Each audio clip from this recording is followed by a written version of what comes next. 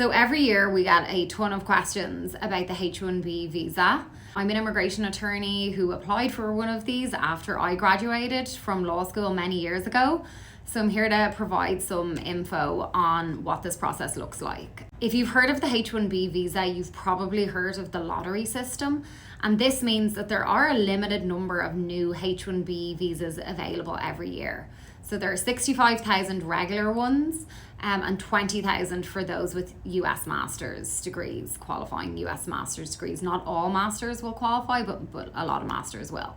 There are kind of multiple stages in relation to the H-1B lottery, but the first thing to put on your radar is generally there's like a registration period in the first couple of weeks of March. I'm saying generally because we don't really get the specific dates for these until pretty close to the time, but based on previous years, there's a kind of a registration period that opens up in March. I'll explain how this works now, and then I'll talk about maybe how this might change. So there's a registration period where an employer will submit a lottery registration for a person who wants to get a H-1B visa. And then the government will just kind of allow people time to apply, normally a couple of weeks, 2 to 3 weeks. And then they'll do a lottery. They'll actually go through and they'll kind of randomly pull numbers. And if your number gets selected, you can file a H-1B petition within 90 days following the lottery. So that's kind of how the system works in terms of timeframes. And that's the same whether you have a STEM degree or not. It's for anybody who's applying for a new H-1B petition through an employer that needs to go through the H-1B lottery. A couple of things to note is that the lottery has received so many applications this year, close to 800,000 for essentially 85,000 applications, H-1B applications. There is a lot of discussion about changing the system.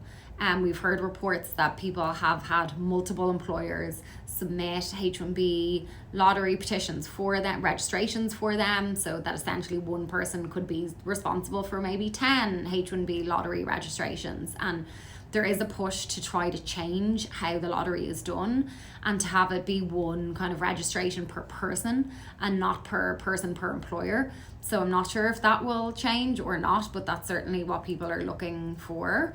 So you'll have to wait and see in the upcoming months whether we'll see any changes on that front. One other thing to note is I did say that this system, this lottery system, is for people whose employers are subject to this cap. There is a section of employers, a subset of employers that are not subject to the cap. They're cap exempt. It can be kind of complicated to assess whether an employer is cap exempt, but it's really, we're thinking about like universities or nonprofits associated with them or governmental research, institutions or nonprofits associated with them. And so you definitely would need to explore this if this sounds like an employer that you might have. Our firm, Catherine, a great attorney at our office, did a webinar all about the cap exempt H-1B lottery system.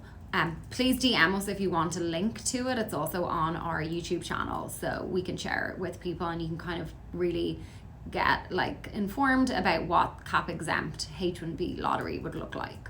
But the lottery that I described is for pretty much all other employers and for people who are just applying for the first time, not for people who are transferring their H-1Bs. I think the H-1B will always be a pretty sought after visa for people because it has a lot of benefits, including having dual intent, so allowing you to apply for a green card from it, being able to potentially extend it for quite a number of years and even further if you're, in the green card process. So overall, it can be a solid option. It is normally up there at the top of the options. I wouldn't have it be your only option because you have to go through the lottery system. But I would keep it on your radar. Application period that will be relevant for you would be starting to think about this towards the end of this year, early next year, with a view to potentially submitting your registration in March.